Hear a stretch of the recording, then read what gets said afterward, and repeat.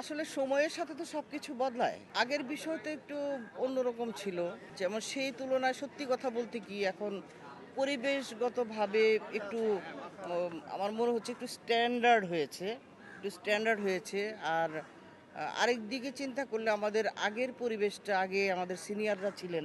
সিনিয়ররা আম আ ইলেকশনে আসতে পছন্দ করতেন, ভোটে দাঁড়াতে পছন্দ করতেন। তখন উনাদের ব্যাপারটা একটা সম্মানের ছিল এবং আমাদের ভালো লাগতো। উনারা সিনিয়র ছিলেন। তখনকার অভিজ্ঞতা, পরিবেশ সেটা ছিল শিক্ষা-দীক্ষায় সব দিক দিয়ে একটু অন্যরকম ছিল। সেটার সৌন্দর্য অন্যরকম।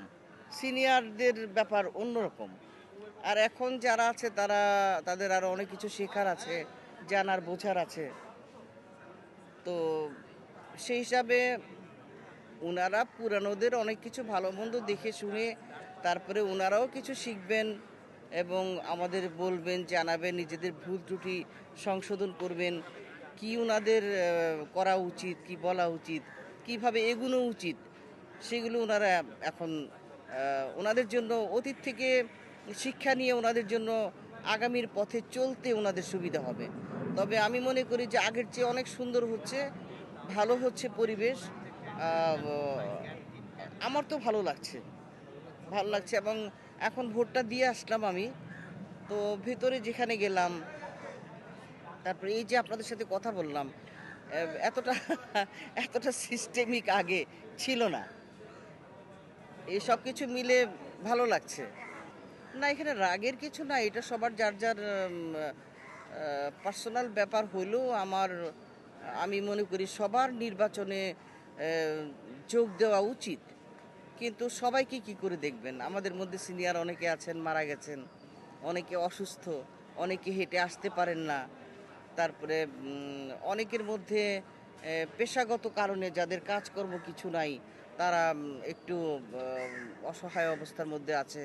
তাদের আগ্রহটা কমে গেছে। কাজ নাই বলে অনেকের ভিতরে হতাশা কাজ করছে। আসতে চায় না। তো এইটাই আরকি। না হয় টান কিন্তু সবারই আছে। এই যে আমরা বসে কথা বলছি, এটা কিন্তু আপনাদের চ্যানেলে কিন্তু বসে, বসে সবাই দেখবে। কেউ কিন্তু মিস করবে না।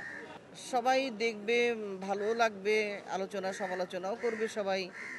তো ওই যে অনেকের ইচ্ছা ১৬ আনাই আছে কিন্তু স্বাস্থ্যগত কারণে অনেকে অ্যাটেন্ড করতে পারছে না। হ্যাঁ, পরবর্তীতে অনেকে খুঁজে পাওয়া যায় না, এটা আসলেই একটা অভিযোগ। খুঁজে পাওয়া যায় না, এটা খুবই সত্য কথা। কারণ এখন তো ফিল্মের একটা দুর্দিন চলছে বলা চলে। তো সামনে যদি সুদিন না আসে, শিল্পী, কলাকুশলীরা কাজের একটা ভরসা না পায়, উৎসাহ প্রেরণা না পায়, তাহলে তো ওরা আরো বেশি হতাশায় ভুগবে। আরো সামনে এগিয়ে যাওয়ার কথা চিন্তা করবে না।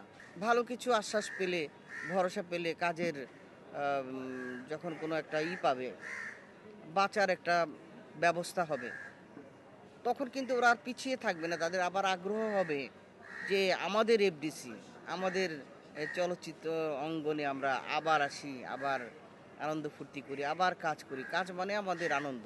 কাজ মানে সবার বেঁচে থাকা। কাজ মানে আমাদের ফিল্মের কাজ মানে ফিল্মের পরিবেশটা, শিল্পী, কলা কুশলীরা আবার সরব হওয়া। তখন আর পিছিয়ে থাকবে না কেউ। সবাই আসবে।